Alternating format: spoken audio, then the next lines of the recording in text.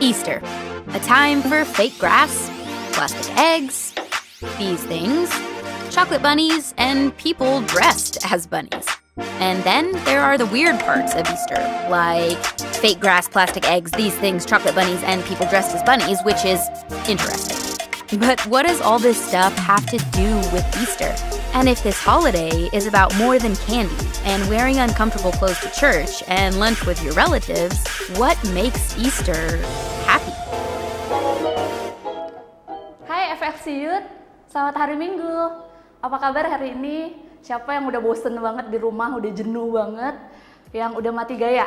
Cuman dari ruang tamu, bolak-balik lagi ke kamar mandi, balik lagi ke kamar, balik lagi ke dapur, balik lagi ke ruang tamu gitu kan. Di masa-masa situasi kayak gini nih, di masa physical distancing kayak gini, sangat mungkin banget untuk kita tuh ngerasa sendirian atau ngerasa kesepian. Dan di saat kita ngerasa kesepian ini tuh cenderung membuat kita tuh merasa putus asa. Loneliness tend to make us feel hopeless. Kenapa? Karena coba deh kalian bayangin kalau kalian ngerasa sendirian gitu kan, misalnya di kamar ngerasa sendirian, kesepian, terus pasti pikiran kita tuh bercabang kemana-mana gitu kan. Kita mikirin macam-macam hal yang bahkan mungkin belum tentu terjadi gitu kan. Apalagi di situasi physical distancing saat ini kan. Kemarin juga kita baru dengar info kalau PSBB ditambah lagi 1 bulan gitu. Nah, kita bisa mikirin, wah corona ini kira-kira sampai kapan ya selesainya gitu kan. Kalau sesuai analisa-analisa yang beredar, ada yang bilang bulan Juli, ada yang bilang akhir tahun baru bisa selesai. Tentu itu akan bikin kita khawatir, bikin kita cemas. Terus kita mulai mikir, sekolah kita gimana, kuliah gimana gitu. Kalau kita punya kakak atau orang tua yang kerja, terus kita akan mikir pekerjaan mereka gimana ya gitu. Nanti kalau misalnya mereka di PHK, nggak kerja, terus gimana dong kita bisa buat biaya hidup dan segala sesuatunya. Dan terus kita mulai berpikir gimana masa depan kita nanti gitu. Dan nah, karena itu tadi kesendirian atau kesepian itu cenderung membuat kita bisa jadi putus asa gitu. Nah, kalau kita lihat di Alkitab, murid-murid Tuhan Yesus juga pernah mengalami hal kayak gini. Mereka pernah merasa sendirian, mereka pernah merasa kesepian dan cemas gitu. Itu waktu Tuhan Yesus mati di kayu salib gitu. Kalian bayangin, murid Tuhan itu waktu memutuskan untuk ikut Tuhan Yesus, mereka tuh meninggalkan semuanya. Mereka meninggalkan pekerjaan, mereka meninggalkan keluarganya, terus mereka ikut Tuhan Yesus sama-sama melayani, hidup sama-sama gitu kan sekian tahun. Terus tiba-tiba seseorang yang dianggap guru oleh mereka gitu kan, seorang yang membimbing mereka harus mati di kayu salib. Bayangkan betapa hopelessnya mereka. Mereka bisa tiba-tiba kehilangan arah tujuan hidup kan. Mereka bisa berpikir, habis ini aku mesti ngapain gitu. Hidup aku habis ini, setelah ini apa yang akan terjadi gitu kan. Nah, tapi sebenarnya Tuhan Yesus tuh udah ngomong ke murid-muridnya pas makan malam terakhir bersama dengan muridnya. Kita buka sama-sama di Alkitab kita di Yohanes 16 ayat 7. Kita baca sama-sama ya. Namun benar yang kukatakan ini kepadamu adalah lebih berguna bagi kamu jika aku pergi. Sebab jikalau aku tidak pergi, penghibur itu tidak akan datang kepadamu. Tetapi jikalau aku pergi, aku akan mengutus dia kepadamu. Tapi waktu itu kan murid Tuhan Yesus nggak ngerti kan penghibur yang dimaksudnya apa, siapa gitu. Karena kan itu belum terjadi gitu kan. Nah kemudian mereka sedih dong, Tuhan Yesus mati gitu kan, kayak kehilangan harapan. Terus kita tahu Tuhan Yesus nggak cuma mati. Kita merayakan Paskah yang merayakan hari kebangkitan Tuhan. Dia bangkit pada hari ketiga dari kematian gitu.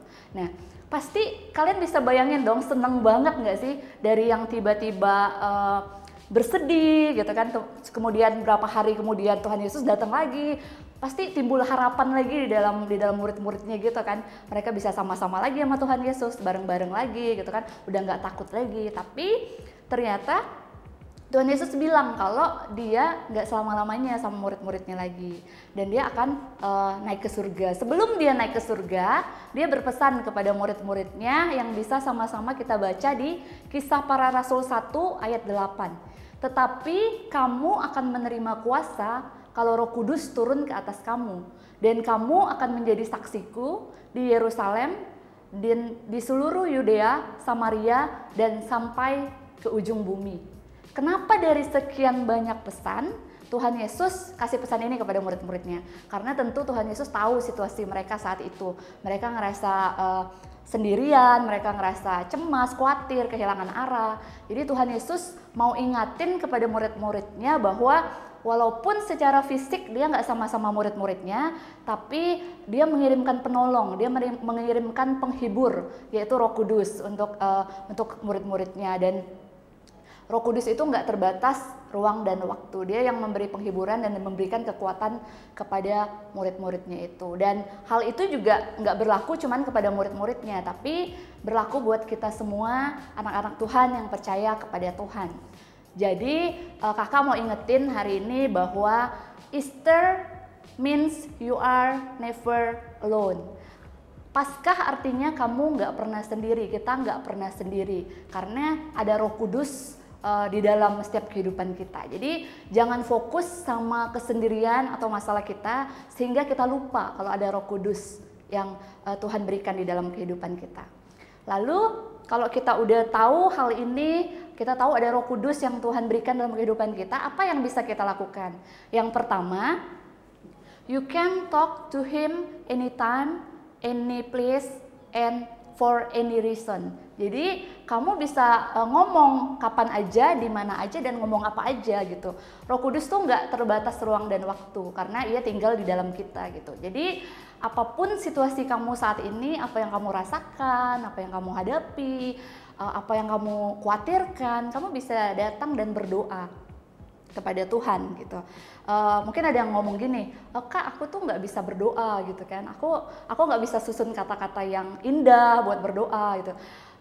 No, nggak kayak gitu. Tuhan nggak lihat doa kita tuh dari kata-kata kita yang bagus, tapi Tuhan lihat hati kita. Jadi datang kepada Tuhan, ngobrol aja kayak kita ngobrol sama orang tua kita, dan berdoa kepada Tuhan dengan penuh kepercayaan.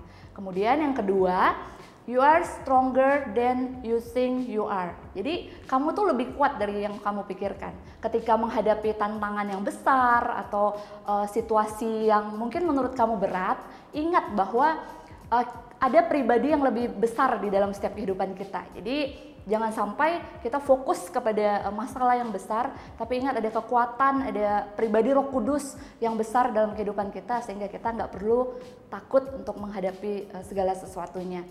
Itu aja yang kita bisa pelajari hari ini, dan yuk kakak mau berdoa buat kita semua.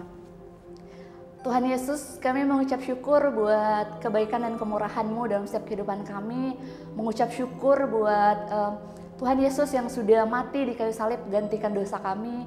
Tapi Engkau nggak hanya mati, tapi Engkau bangkit pada hari yang ketiga Tuhan. Dan kami mengucap syukur Engkau juga mengirimkan pribadi Tuhan Roh Kudus sebagai penghibur dan penolong bagi setiap kehidupan kami Tuhan. Dan pada hari ini Tuhan, kami juga diingatkan kembali bahwa kami nggak pernah sendirian. Pasca Tuhan memberikan pengertian kepada kami bahwa ada pribadi Roh Kudus yang Kau berikan kepada setiap kehidupan kami. Terima kasih Tuhan Yesus, terima kasih Bapa yang sungguh baik. Hanya di dalam nama Tuhan Yesus kami berdoa dan mengucap syukur. Sama-sama kita yang percaya katakan amin. Dan bagi teman-teman yang mungkin punya pertanyaan, boleh ditulis di link yang ada di bawah ini. Oke, see you next week. God bless you.